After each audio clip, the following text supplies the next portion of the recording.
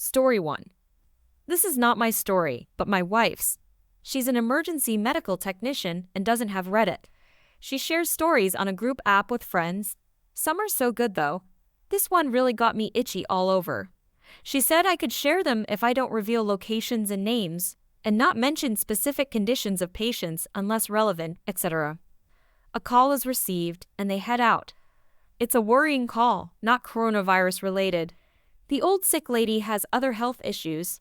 She is, however, very fragile. They called in a little late, hoping it would pass on its own to limit exposure if possible. It didn't pass. It got quite bad to the point where going to the hospital by themselves was no longer an option. The team arrived at the house in question. They had no other options than to double park, and a nice neighbor waved us down.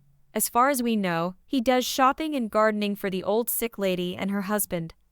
My wife went inside, and her partner gathered the equipment needed. The old sick lady is a frequent caller, so they knew what was needed. They are now both inside the lady's house. The partner mentioned that there was a car waiting in front of the ambulance, and a lady inside was gesturing angrily. Barely 2 minutes pass, and a horn starts blaring outside, constantly. The nice neighbor can be heard yelling at someone through the noise, then silence. A car door slams. An unknown high-pitched voice, the entitled mother, can be heard, but is too far away to be really understood. It's quiet for a bit. Then this is heard at the doorsteps. Entitled mother, get out of the way. The nice neighbor, no ma'am, what are you doing? You need to move your car. You're blocking the ambulance. Well, it should have just parked in a spot then. There's one right there. Now move and let me in. I have a child in the car. I've been waiting for 10 minutes. Nothing was free when we arrived, and we don't care. We parked conveniently for us, not you. Meanwhile, we are still caring for the old sick lady. Nice neighbor, ma'am, you're not getting in. Do not touch me. Now yelling, the entitled mother says, let me in. I need to talk to the ambulance people. More yelling of the same sort continues. My wife's partner, she is not giving up, calling in a disturbance. The old lady's husband, we will call him old man, says, what is her problem? Why does she want in my house? I don't know this woman. Why does she want inside my house? Do I call the police? My wife is sick. Why is she yelling? The old man was getting very anxious about the whole situation. Since the partner didn't need my help for the current part, and keeping the calm was more important, my wife went to the door and said, what is the problem? Nice neighbor. Well, thigh gets cut off. The entitled mother, excuse me, you're blocking the entire road. You should move your car. We're on call. Please back up and drive around the other side of the square. My wife tries to head back inside. Hey, I'm not the one blocking the road. I have my 6-year-old with me. He is frightened and just wants to go home. The kid, who looks to be over 10 years old, at least tries to sink through the ground standing next to the car.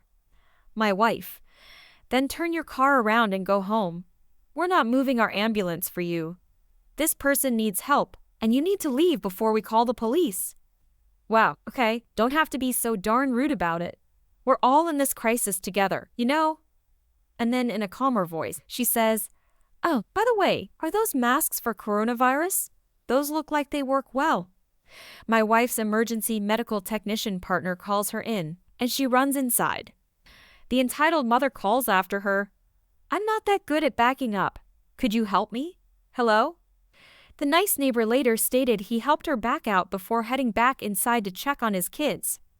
The old sick lady wasn't doing too well. The call was made to take her in as soon as we could safely move her. My wife runs out and gets the stretcher. The entitled mother was backed into an empty spot at this point. Meanwhile, a bus had been standing there parked off to the side for a few minutes. It couldn't detour like the cars did. The driver was just patiently messing about on his phone.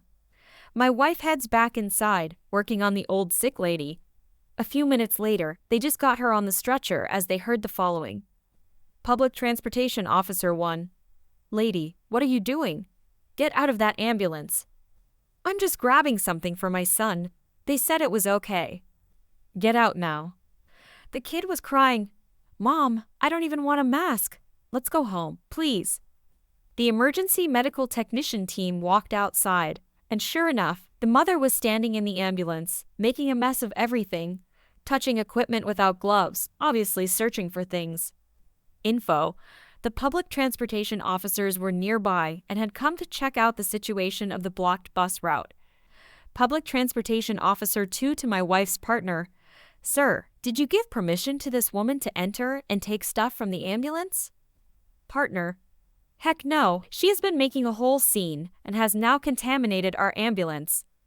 The partner had already called for a second ambulance as soon as they walked out and saw the entitled mother. Luckily, it arrived fast as lightning. The old sick lady was stable enough to bring her back in, as it was less risky to wait than to transfer her in a contaminated ambulance. The public transportation officers were still trying to get the entitled mother to come out. They're not allowed to touch people, but looked about ready to drag her out by the ears. Entitled mother: "If they waited that long to even get her outside, she's fine." Public Transportation Officer 2: "Ma'am, that is not your call. You're blocking the emergency medical technicians from performing their jobs. They could at least hand out masks to people who don't have any. Waiting around for them to finish talking and leave puts us at risk too. Did someone not take her medication today?" Her arguments only became more and more childish. The public transportation officers finally got the woman to come out of the ambulance right before the police arrived. They arrested her. She went ballistic and started crying and grasping at her kid. The poor kid was bawling his eyes out, scared and confused. The nice neighbor ended up calling the kid's dad, who came to collect him within minutes. The dad barely said a word, but the kid was crying he didn't want to visit mom anymore if she kept doing mean things. And the dad looked ready to pop her head off her shoulders, but kept his cool. I really felt for the poor boy. The case is clear with not only tons of witnesses, but also recorded on the ambulance's camera, the public transportation officer's body cameras, and the bus's dash camera. Story 2. I'm a happily single 39-year-old male. I live in a nice neighborhood just outside of town. My neighborhood is a single street with about 2 acres per household. I still look like I'm 18 if I shave. Baby goats are called kids. A little background for you. 2 weeks ago, my goats had 2 kids. I don't know if you've ever seen baby goats in person, but they are adorable. My male goat Bruce is a Nubian goat, and the female Lily is a fainting goat. They had a male and a female. The male is Sir Flopsalot, and the female is Esmeralda. If I knew how to post pictures, I would. I obviously love my animals. My neighbors love my animals as well. They feed my dog leftover steak any chance they see him outside. Their daughter visits with the goats every day and has been so excited for the 2 new baby goats, she named them. Yesterday was like any normal Sunday. I usually take my dog for a car ride, and then we walk in a local park for an hour or so. My cell phone rang, and it was my cool neighbors alerting me to a random minivan sitting in my driveway by the garage. I live in eastern Tennessee. Minivans are not too popular. My neighbors were just letting me know that someone was sitting in my driveway. I wasn't expecting anyone, and I don't know anyone with a minivan, so I told them that I didn't know anyone with a minivan and that I would be on my way back. I was about 30 minutes away. They rang back and said some lady got out and ran down to where I have my goat pen. I have my goat pen split at the moment to separate Bruce from the kids and Lily. Male goats sometimes play too rough with their kids out of jealousy. When I arrived home and pulled down into my driveway, I was met by Bruce standing on the hood of a beat-up-looking minivan. Also, the sheriff and some police from the town were in my upper driveway parking area talking with some large lady. I parked in my driveway behind the minivan and asked Bruce what he was doing out. Obviously, he didn't answer, but the large lady came running over, screaming at me that she was going to sue my parents and I needed to get them there right away. The sheriff and police officers were right on her heels and caught her before she made it to me. This may not be verbatim, but it's what I recall. Entitled mother: "You are in so much trouble. That goat attacked me. Then it destroyed my minivan. Get your parents here this instant." Me: "What the heck are you doing on my property?" Sheriff: "Sir, is that your goat?" "Yes, that's Bruce. This lady claims it attacked her and her car when she pulled into the driveway to turn around. My neighbors came out when they heard the commotion. Cool neighbors. She didn't pull in to turn around. She went down to the goat pen. We have it on video. I'll need to see that video. Me. If she did go down to the pen, I'll also have it on video from the pen and from the house. The large lady was sweating and started to back up like she was going to make a break for it. She backed right up into the deputy. The look on her face was of absolute horror. Sheriff, could you put your goat away? Me? No problem. Give me a few minutes, and I'll get the video recording from the pen while I'm down there. I put Bruce away and noticed that he had destroyed the fencing right by the gate to his side. I also noticed that the gate to the kid's side was unchained and Esmeralda was missing. I grabbed the SD card and ran up the hill screaming that I'm missing a baby goat. Me. Where's my baby goat, you dog-faced witch? How dare you talk to me like that? Sheriff. Ma'am, if you know, now's the time to tell. I don't know what you are talking about. Look at my van, it's ruined. I need an ambulance after what that gosh darn not what she said goat did to me. Bruce got out again and came charging back up the hill and climbed back on the hood of the van, screaming his head off. It dawned on me that maybe she put Esmeralda in her van, but the police officers were quicker. Deputy. Ma'am, open your van. Sir, control your goat. Me. I'll try, but his fencing looks like he beat it all up in anger. I put my dog's harness on him and clipped him to the dog run. She kept giving excuses why she won't open her van, but we all knew the real reason. She opened her van finally, and the stench just rolled out of it. Entitled mother. Oh my God, what is that smell? Me. Scared baby goat crap, dumb witch.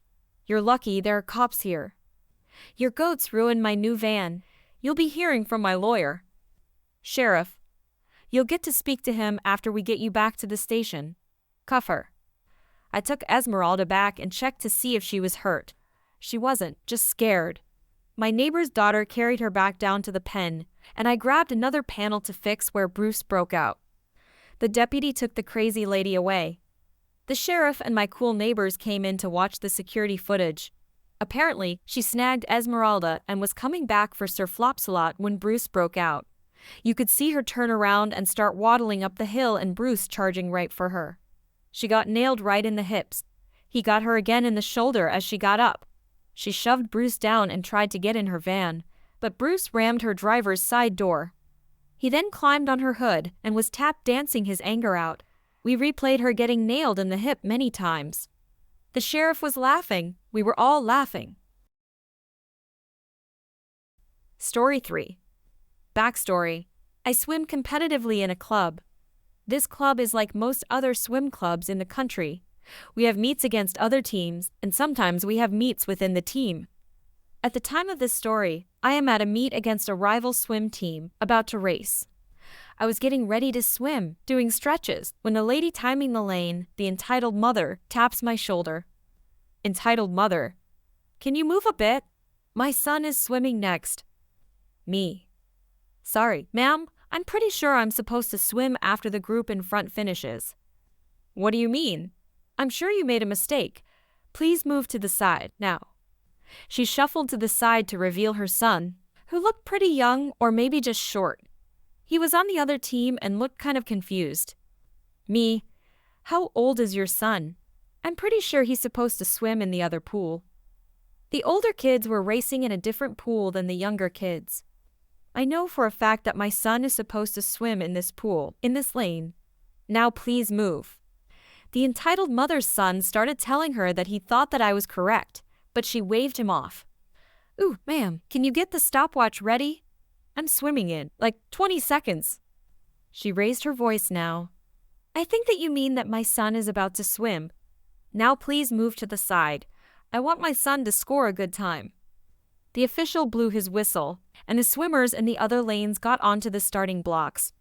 When I began stepping up on the blocks, she grabbed my wrist and pulled me back. I was annoyed. What are you doing? I'm about to swim. That is it. She pulls me back and pushes her son up to the starting blocks, and before I could try to stop it, the official says, "Take your marks," and I yell towards him, Wait a second.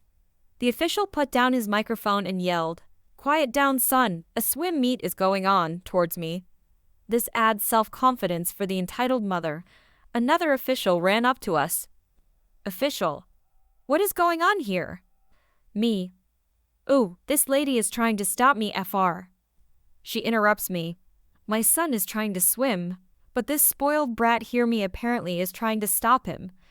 The official looked at her child on the starting blocks, then calmly said, "Son, get down from there. You're supposed to swim in the other pool." "What do you mean? My son is supposed to swim next." "What do you mean he is supposed to?" The official waved her off and helped her son get off the blocks. He took the stopwatch from her. Official: "You can go now, ma'am. I can time this kid." She angrily walks away, her son right behind her, running to get to the other pool. The official let me get up on the blocks, and I finally swam my race. What a day.